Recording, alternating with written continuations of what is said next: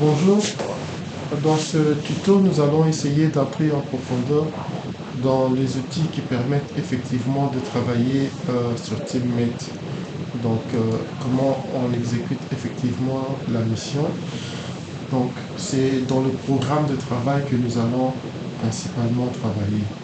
Donc, nous allons nous connecter non plus comme le chef de mission, mais comme un des membres de l'équipe, Jean-Pierre Louahi, J. Louahi, avec son mot de passe. Voilà. Et donc, nous voyons déjà que parmi les différents projets, il y a le projet certification ITIL-DGI 2018-2020 qui est dans le statut travail sur place, alors que les autres sont encore en statut planification. Et donc ça, c'est le chef d'émission qui peut changer ses statuts, comme on a vu ça la dernière fois. Et nous voyons que quand nous nous connectons comme Jean-Pierre Louahi, il nous dit qu'il y a 3 procédures et 3 feuilles de travail qui nous concernent. Donc ça, ce sont des choses qu'on va essayer de regarder la prochaine fois. En cours, préparé, il n'y en a pas. Revue, feuille de travail. Donc on va voir un peu tous ces détails la prochaine fois. Pour le moment, nous commençons par ouvrir notre projet.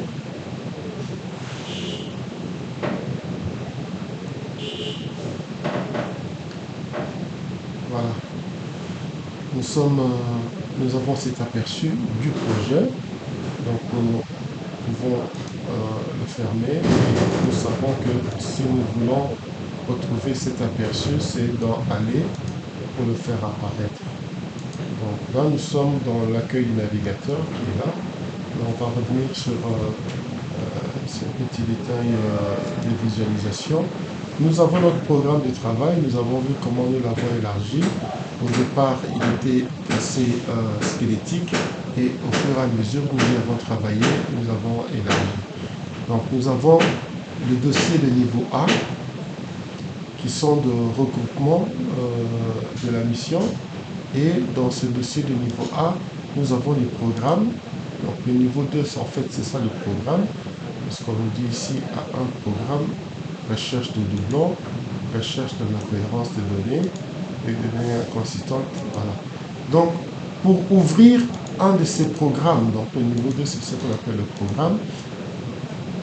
Pour ouvrir un de ces programmes, c'est ici. Il faut, comme ça, pour l'avoir là-bas, et c'est ici qu'il faut cliquer. Il ne faut pas double-cliquer là-bas parce qu'il n'y aura rien du tout, mais c'est ici qu'il faut double-cliquer pour ouvrir le programme. Donc, on va se mettre peut-être ici dans des données incohérentes. Comme vous voyez, on a déjà commencé à travailler, mais c'est pas grave, c'est pour gagner du temps dans les tutos parce que sinon ça devient un peu long. Donc lorsqu'on ouvre un programme de travail où on a déjà travaillé, directement il nous amène dans une première procédure. Bon, pour cette raison, je crois qu'il vaut mieux fermer. Je vais essayer de prendre un programme de travail où on n'a pas encore travaillé. Je crois que le doublon, voilà, le statut est là.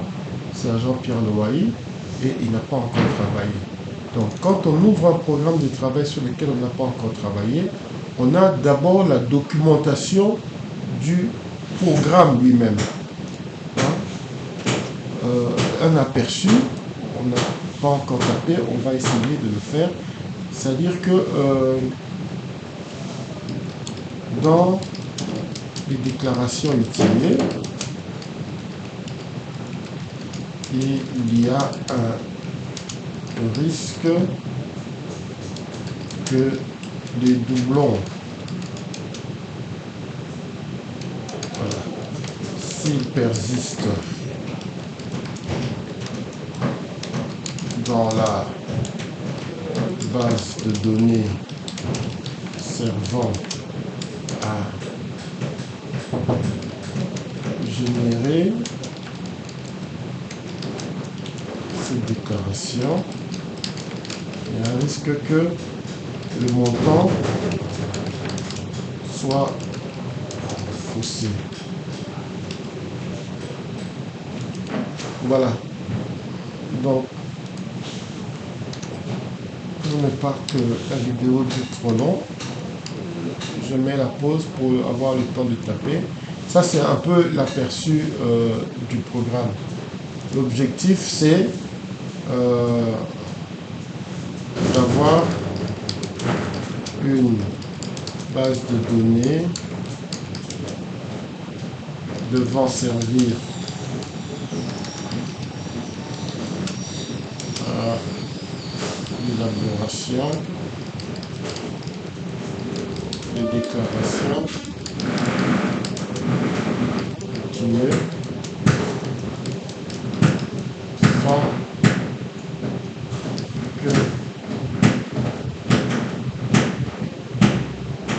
ces déclarations soient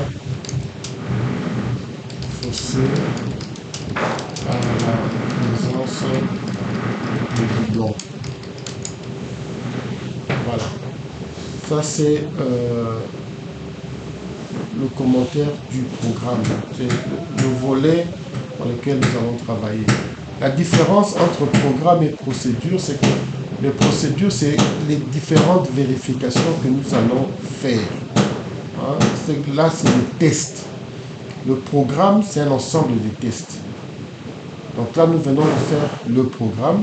Maintenant, pour les tests, on va ajouter ici une procédure. Donc là, je clique. Il faut que je sois dans un programme ouvert pour pouvoir ajouter une procédure. Donc le programme recherche de doublons, la procédure, elle est là. Quand elle s'ouvre, elle s'appelle nouveau procédé. Ok. Je peux dire voilà, sur quels critères je vais chercher les doublons. C'est sur les numéros de quittance. Okay? Mais en même temps, le numéro de quittance est un numéro qui se répète aux impôts par nature de déclaration. Donc, je fais d'abord une procédure recherche sommaire de doublons.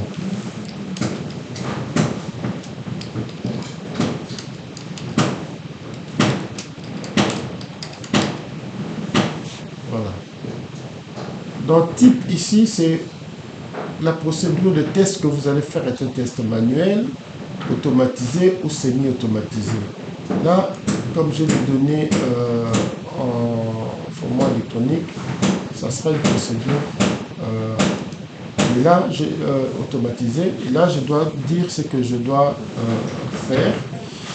Ici, quel est l'objectif et ici, les étapes de doublon. OK? Alors, je vais mettre une pause et puis on va lire ensemble ce que je vais taper pour gagner du temps. Donc voilà, dans description, qu'est-ce que je vais faire dans recherche sommaire de doublons? C'est identifier les enregistrements en double sur la base de numéro de quittance et de la nature de l'impôt concerné. Donc on a bien dit que les impôts, par nature d'impôt, les quittances sont numérotées de façon continue. Alors, l'objectif de ce travail,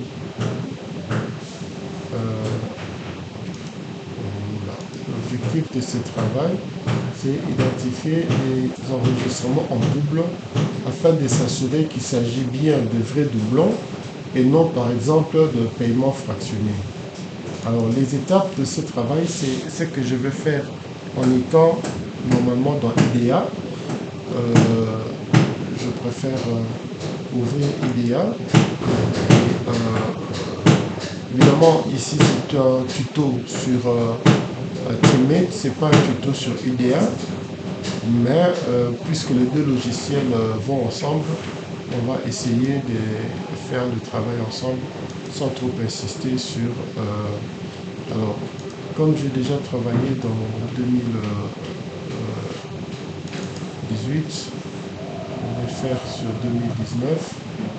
Donc, en théorie, chercher les doublons, c'est dans les analyses. Doublons, détection. Je mets la clé, identité quittance et identité de la nature d'impôt. Voilà mes double clés. Et puis j'appelle ça doublon sommaire. Ok. Voilà.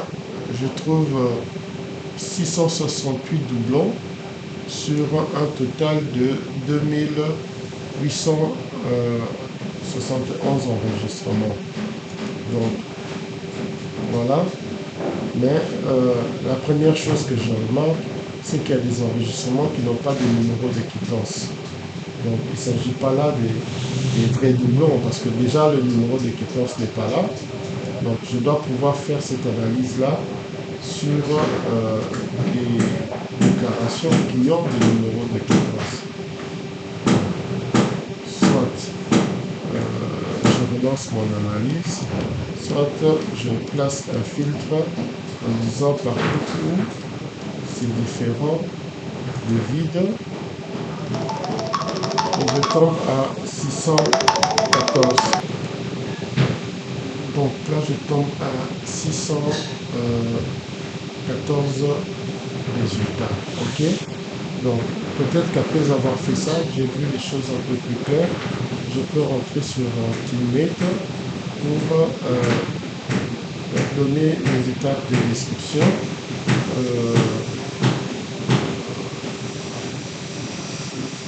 Sélectionner.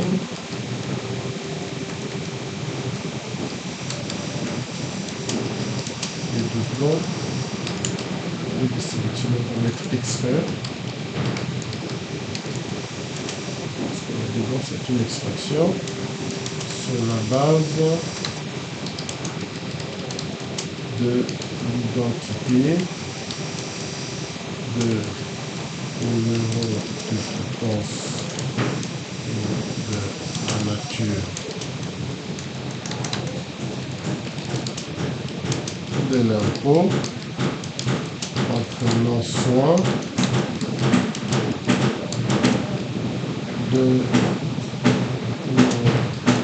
prendre en compte que les enregistrements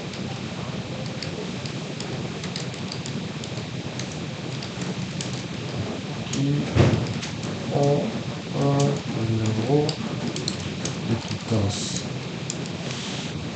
Voilà, ça c'est comment on documente une procédure. Le document à consulter, c'est les fichiers, les encaissements. S'il y a des particularités éventuelles, on peut... En fait, cette partie-ci, c'est ce qu'on appelle un peu une partie de guidance. Si nous arrivons à saisir nos procédures dans une base de données, ça aide la personne qui ouvre cette procédure à pouvoir y travailler. Par exemple, ici, on va mettre l'existence des enregistrements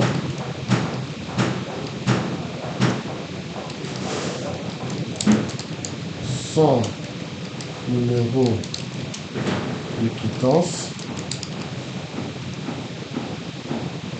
Mais il faut aussi être sûr que les différents impôts sont exactement écrits de la même manière. C'est pas qu'on a écrit hyper avec des points, hyper sans points. Hein. Donc là, on suppose que les natures d'impôts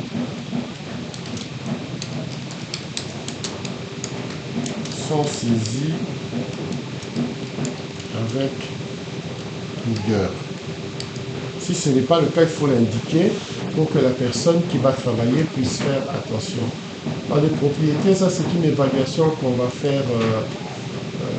Où est-ce qu'on est? Bon, est-ce que c'est toujours pertinent? Oui, par rapport à certaines vérifications, si on est en douane, si on est... tiens, je ne vois pas Kinshasa. Kinshasa n'est pas là.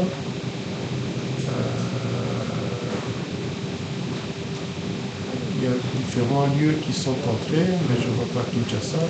Je vais mettre aucun. quels sont les types de processus contrôlés. Toutes ces choses, on va revenir après plus tard. Hein. L'essentiel est de savoir que voilà, c'est là où on introduit une procédure. C'est ici qu'on donne les lignes directrices sur comment on travaille. Et c'est ici qu'on fait le compte rendu du travail qui a été effectué. Bon. Résultat du travail, je dis voilà, le test a été exécuté exactement comme prévu. Je n'ai pas changé. Le résultat, j'avais combien? J'avais 614 enregistrements en double. Donc je reviens à... Il a été détecté sur la base de l'identité, du numéro de quittance et de la nature de l'impôt.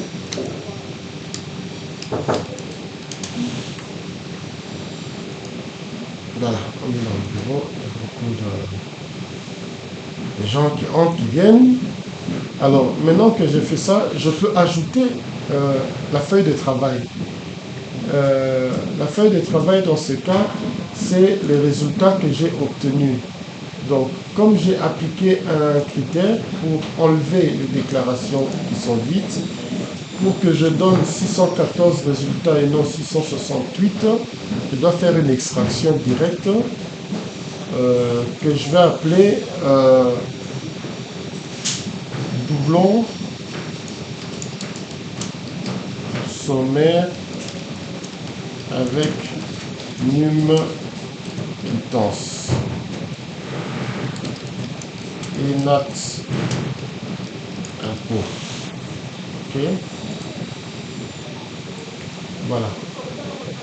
Je peux attacher ce résultat-ci comme feuille de travail dans Teammates. Dans ce cas, il faudra que, voilà, je reviens ici, là où je suis, là, ou bien je peux faire un retour à la ligne, c'est pas un problème. Je viens ici, là où il y a feuille de travail. Je clique, on me présente une série de documents, Word et consorts, standard, personnalisé, import d'un fichier. Donc je dois me placer dans import d'un fichier parce que je ne travaille pas sur un document vide ni sur un document personnalisé. Je veux importer un fichier. Donc là, je suis dans ce répertoire qui est ici. On voit que ce fichier-là, mais ce n'est pas là où je vais travailler. Je vais aller dans mes documents, dans mon dossier IDEA, projet IDEA, ça s'appelait, je crois, sinon je vais vérifier, le projet IDEA s'appelle Formation Certif IDEA, ok. Donc, je cherche formation, et voilà, il est là. Et de là, je l'ouvre et je suis bien dans ce projet quand même, non? Je dois avoir, alors, je suis dans DGE ici, oui. Alors, de là, doublon sommaire avec une quittance. Voilà le fichier que je vais ouvrir. Il est là. Et puis, je vais dire ajouter. Donc, ce fichier-là va être maintenant dans le dossier IDEA et va se promener avec le dossier IDEA. Là, je n'ai pas encore fait une observation, j'ai juste noté la présence de doublons sommaires. Mais probablement que je veux continuer à travailler dessus. Bon, pour que la vidéo ne soit pas trop longue, je coupe à ce niveau-ci, sinon vous aurez du mal à télécharger. Et je vais relancer avec une autre procédure.